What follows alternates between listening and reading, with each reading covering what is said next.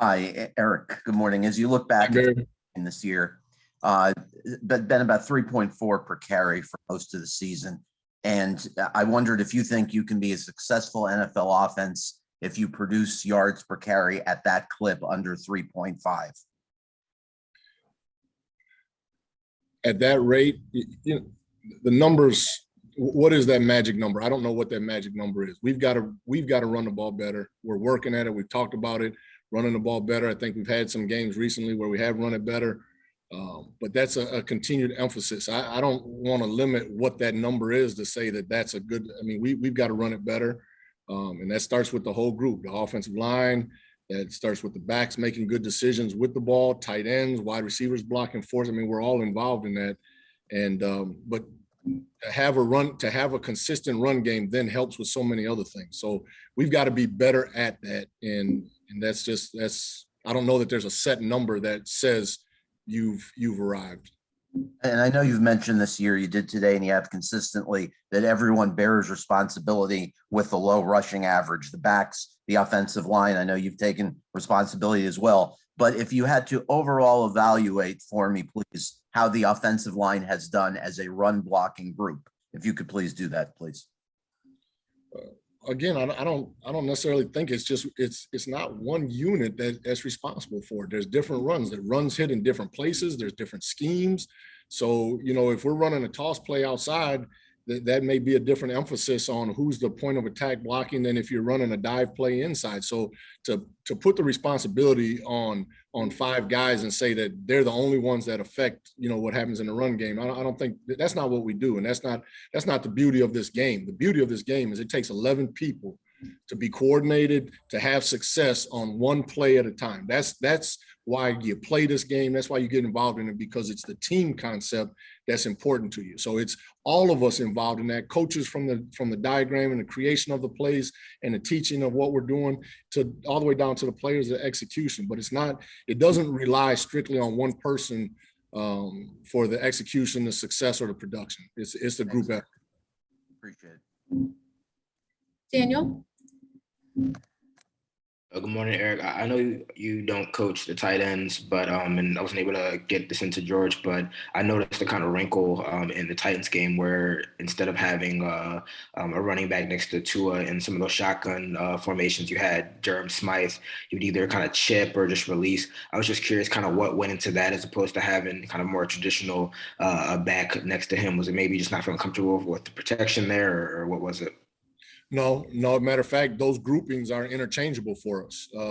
There was times when Duke was back there in the exact same protections and the exact same calls.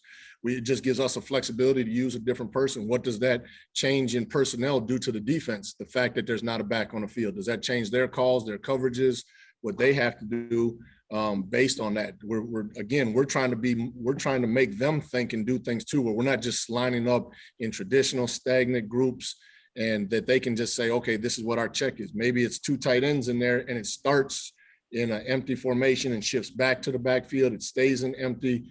I mean, we're trying to make the defense work a little bit mentally too with their gymnastics of what they have to do. But scheme wise, we have the potential to get to very similar concepts with a back in there or a tight end. Thank you. David? Hey, Coach. Coming off the game in Tennessee, was there any regret in not utilizing the run game more, given the conditions, everything else? I know game situations, playing from behind also have something to do with it. I mean, as a running back coach, I always want to run the ball. I think there's I'm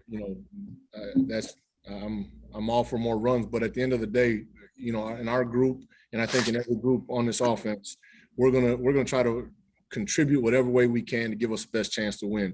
And whatever play's called, then that's what we got to execute. And if we execute each play at a high level, it's the execution of it. It's doing it better. It's doing exactly right on every play that gives us the best chance. Whether that's run, pass, play action, drop back, those things are. We have to be. We can do any of those things if we execute them well.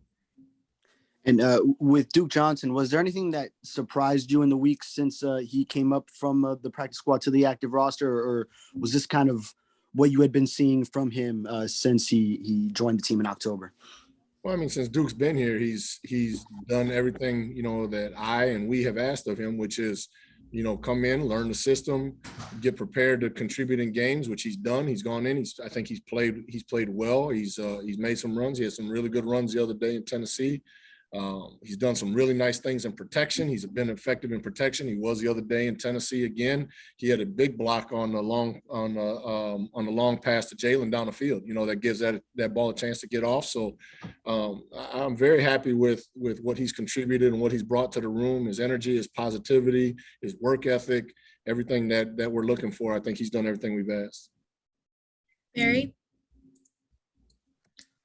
You know, every training camp, and this is probably the case with any team, you see something that excites you. And one thing we saw being out there every day in July and August was Ahmed out of the backfield catching passes. Is that something that you and George have tried to use more for games he's been active and been on the field and it just hasn't materialized? Is that at all a regret of this year that couldn't have been exploited in games as it was in early August practices and preseason? Yeah. You know, I think when we're evaluating the talent on the team, we're trying to find roles for everybody. The reality is there's only so many spots and only so many plays and things that we can do. We have, you know, some real playmakers on this team. So sometimes that ball, you know, gets spread around other places. And, you know, Savon has done a great job. He's got tremendous work ethic. He's really smart. He's passionate about this. He's committed to this. And you know, did it go exactly how he wanted it, how we wanted it? You never know how that is. We have to play it out and we have to take it kind of as it comes. But he is, you know, he's a young professional and he's doing everything he can to get himself ready every week, and he's ready to go every week. And has been on the times that we've asked him to go up and play. And one last thing, just going to ask you assessment of Jared Dokes after being around him for a year. What kept him from, you know, being elevated at all this year? What's the skill he has to develop to be an NFL running back, do you think? Yeah, you know, I think we'll look at all those things. I mean, Jared's done it. He's come in and he's worked hard and he's learned the system and he's, you know, it's an adjustment coming to the NFL. And I think he's made that adjustment. You know, we all determine our different roles as to what we're doing. And he'll continue to develop and he'll get better going forward. It's just, you know, he's got to keep working like all of us do and keep working to get better, and he will.